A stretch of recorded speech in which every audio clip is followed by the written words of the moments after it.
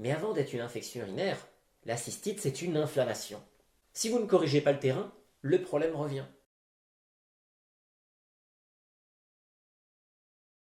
Bonjour, c'est Raphaël Pérez, votre coach en santé naturelle.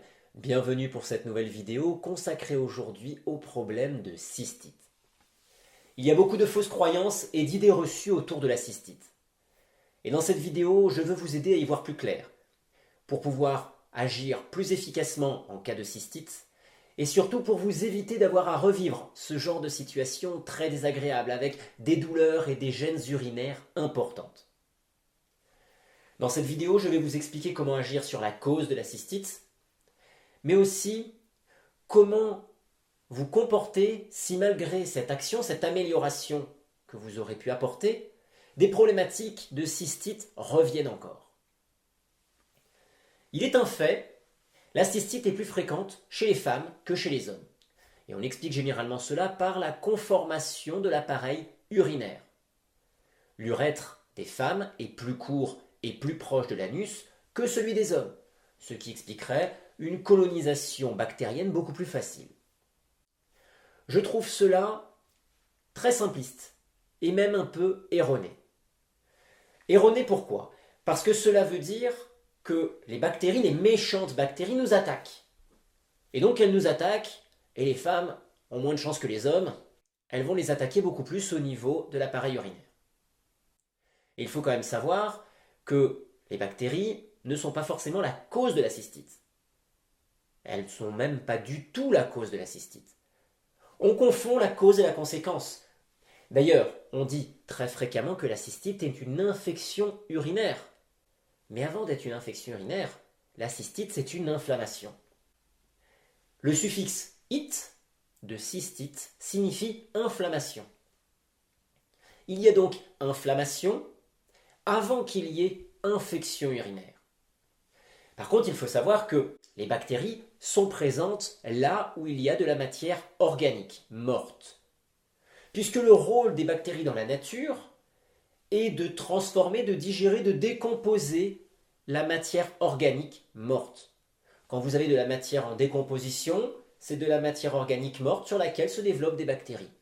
Il est donc normal, vu la position de la vessie collecte les toxines qui ont été excrétées par les reins, donc de la matière organique morte, il est donc normal à cet endroit-là de trouver des bactéries.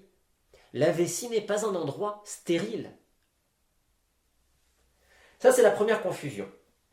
Ensuite, la deuxième chose, même si l'appareil urinaire des hommes et des femmes diffère, pourquoi certains hommes sont concernés par la cystite et d'autres pas ? Pourquoi certains hommes ont des cystites à répétition et pas les autres ? De la même manière, pourquoi 2 millions de femmes ont des cystites à répétition et pas les autres ? Et pourquoi une femme sur 2 à une femme sur 3 aura une cystite dans sa vie ? Et pourquoi les autres n'en auront pas ? Cette explication est trop simpliste au niveau de la colonisation bactérienne pour justifier ces disparités. Et je vous invite maintenant à aller plus en profondeur pour mieux comprendre comment les choses se passent. Il y a 2 causes majeures à la cystite. La première, c'est le terrain. C'est la cause que je vais aborder dans cette vidéo. La deuxième cause majeure, c'est le facteur émotionnel. Le facteur émotionnel peut être très important et si nous n'en tenons pas compte, vous pouvez modifier le terrain, ça soulagera, ça aidera, mais ça ne résoudra pas le fond du problème. Il faut donc y penser. Si vous changez votre alimentation et que la cystite est encore là, il y a peut-être matière à aller plus loin.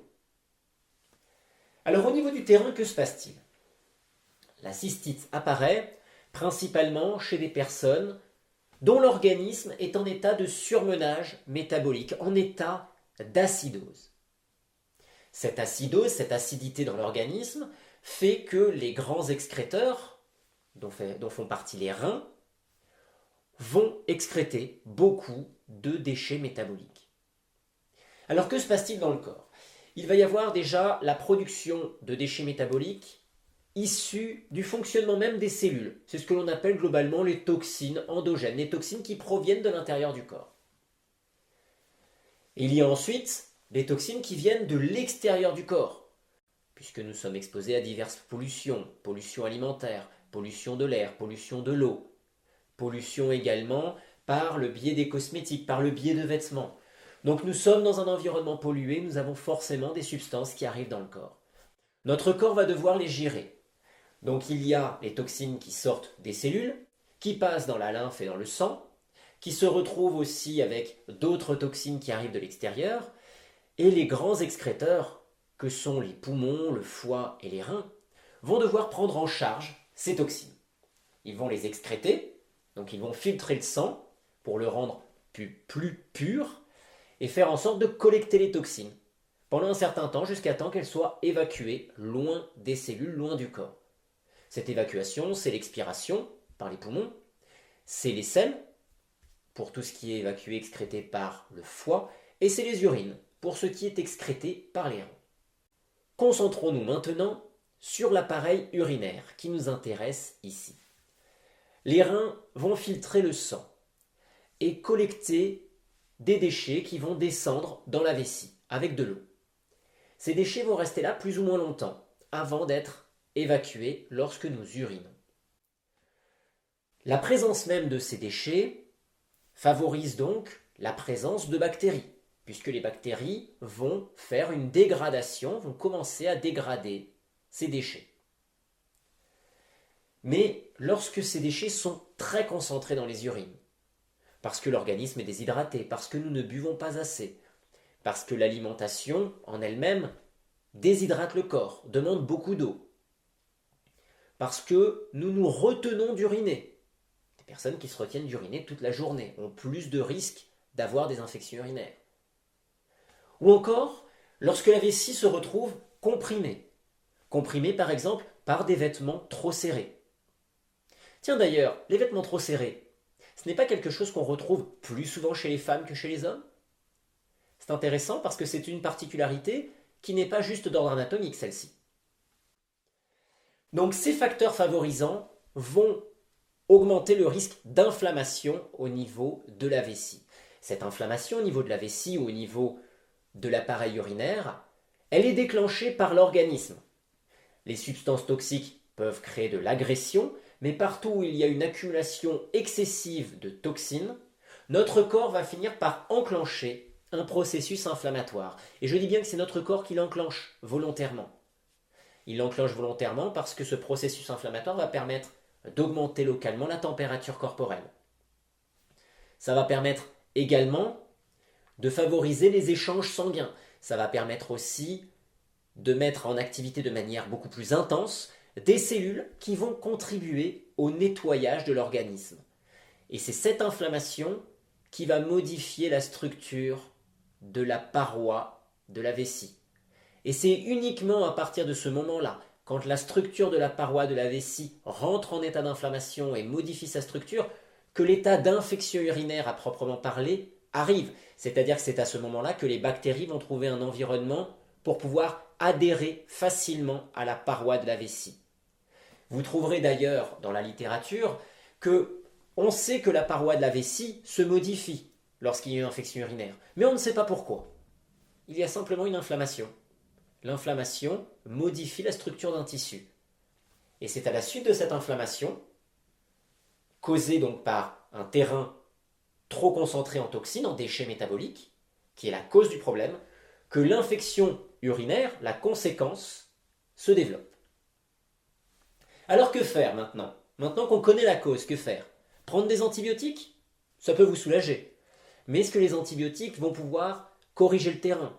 Est-ce que les antibiotiques vont réhydrater votre corps, vont apporter moins d'acidité et plus d'éléments alcalins dans votre organisme? Est-ce que les antibiotiques vont vous permettre d'avoir une urine moins concentrée en déchets métaboliques? Ou encore d'avoir des vêtements moins serrés? Je ne crois pas.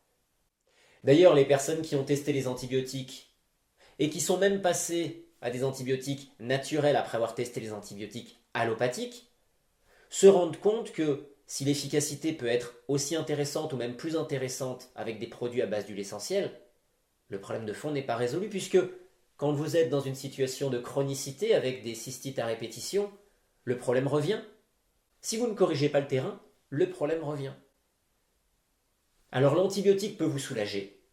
Mais l'antibiotique va faire quoi? Il va détruire les bactéries qui sont présentes pour faire ce travail d'élimination des déchets métaboliques, de dégradation des déchets métaboliques. Donc, utiliser les antibiotiques pour tuer les bactéries revient à ralentir ce nettoyage en cours. Alors, si vous avez besoin d'être soulagé, bien sûr, parce que c'est trop douloureux, faites-le, mais sachez que ça n'agira pas sur la cause du problème. Moi, je vous recommande beaucoup plus d'agir sur la cause, d'éviter autant que possible les antibiotiques et d'agir sur la cause même du problème. Pas en prenant de la canneberge, parce que la canneberge va éviter que les bactéries adhèrent à la paroi de la vessie. Encore une fois, on empêche les bactéries de faire leur travail. Mais surtout d'agir sur le terrain. Et agir sur le terrain, ça veut dire apporter moins d'éléments acides dans l'organisme, moins de viande, moins d'aliments riches en protéines d'une manière générale, plus de fruits et de légumes, ça c'est pour l'alimentation du quotidien, de réduire aussi des aliments très acidifiants comme les céréales ou encore les légumes secs. Là on va aider au niveau du terrain. Si vous buvez très peu, si vous avez très peu d'apport hydrique, buvez un peu plus. Ne vous retenez pas d'uriner toute la journée, si c'est votre cas. Mettez des vêtements moins serrés. Ça, c'est déjà pour agir sur le terrain par rapport au quotidien. Mais en cas de crise, que fait-on?